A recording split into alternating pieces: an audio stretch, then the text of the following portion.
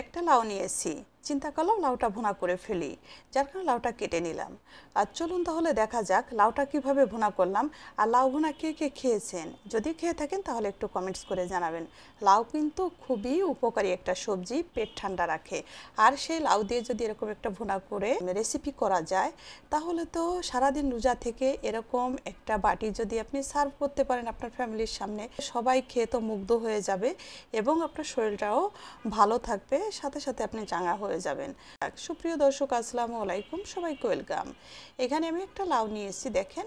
আর লাউটা উপর থেকে মনে হয়েছে বেশ নকটকা, কিন্তু ভিতরে দেখি যে একটু বিচি হয়ে গেছে। সমস্যা নেই, এটা কিভাবে কি করি সাথে থেকে দেখবেন এবং আশা করি আপনাদের অনেক ভালো লাগবে এবং আপনারা অবশ্যই বাসায় তৈরি করবেন।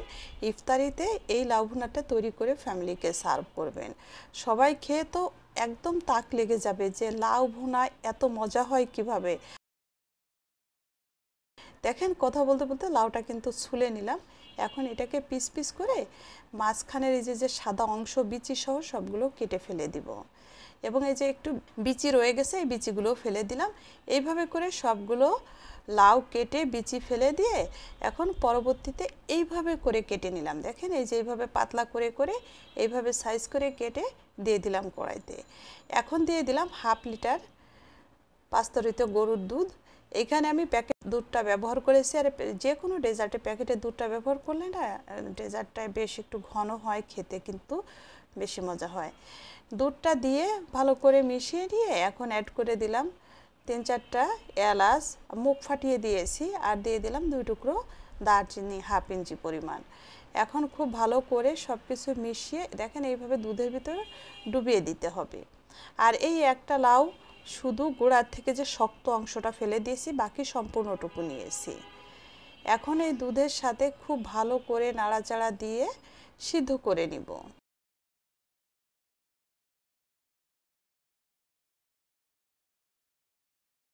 যখন দুধটা বলক উঠে যাবে ঘন ঘন নাড়া দিবেন, নাহলে কিন্তু দুধটা উতলিয়ে পড়ে যেতে পারে। ভালো করে নাড়াচাড়া দিয়ে এখন ঢাকনা দিয়ে ঢেকে দেখেন এই যে এই সাইডটা ফাঁকা রেখেছি। আর এই সাইডটা ফাঁকা না রাখলে কিন্তু দুধ সাথে সাথে উতলিয়ে পড়ে যাবে, বাষ্পটা বের হয়ে যায়। এই জন্য ঢাকনা দিয়ে এক সাইডে একটু কিছুটা ফাঁকা রেখেছি। এখন ঢাকনাটা তুলে ভালো করে নাড়াচাড়া দিয়ে দেখলাম একটু টেস্ট করে খুব সুন্দরভাবে সিদ্ধ হয়ে গেছে। এখন এটাকে আরও একটু দুধ টানিয়ে নিব। আর তার আগে যেটা করব, সব মশলাগুলো তুলে ফেলে দিব। মশলা তুলে ফেলে দিয়ে দুধটা যখন টেনে গায়ে গায়ে চলে আসছে, নামিয়ে ঠান্ডা করে ব্লেন্ডার জগে দিয়ে দিলাম। এখন এটাকে পেস্ট করে নিব। ব্লেন্ডার নাই, আপনারা এই রেসিপিটা করে খাবেন, তাহলে আপনারা গ্রেটার দিয়ে খুব ভালো করে মিহি করে আপনারা এই সমস্ত প্রসেস করবেন।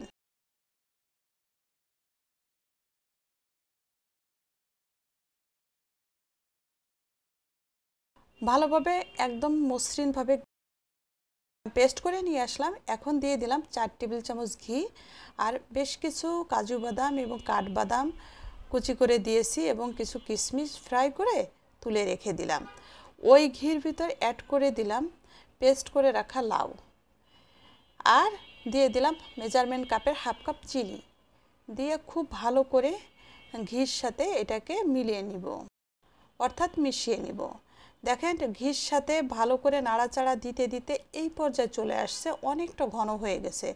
আর আপনারা যদি চান যে টাইম নিয়ে এটা করতে আপনাদের ভালো লাগছে না, আর একটু কুইক করতে চান, তাহলে এখানে 2 চা চামচ সুজি অ্যাড করে দিতে পারেন। যখন আপনি ঘির সাথে লাউটা অ্যাড করেছেন ওই পর্যায়ে 2 চা চামচ সুজি অ্যাড করে দিবেন, তাহলে খুব অল্প টাইমে আরও ঘন হয়ে যাবে।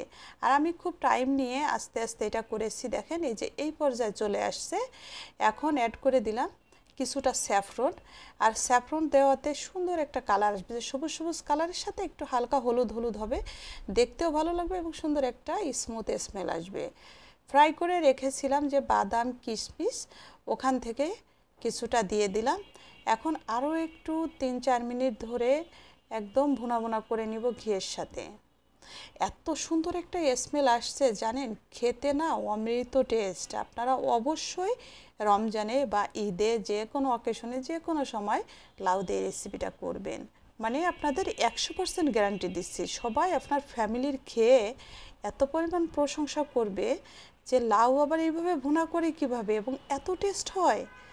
অবশ্যই ট্রাই করবেন, বাসায় ফ্যামিলিকে করে খাওয়াবেন। যার জন্য শেয়ার করে রেখে দিবেন টাইমলাইনে। যারা নতুন আমার পেজটা ফলো করবেন, ইউটিউব থেকে দেখছেন চ্যানেলটা সাবস্ক্রাইব করবেন এবং একটা লাইক এবং কমেন্টস করবেন, কেমন হলো জানাবেন। সবাই ভালো থাকবেন, সাথে থাকবেন। সবাইকে অসংখ্য ধন্যবাদ। আল্লাহ হাফেজ।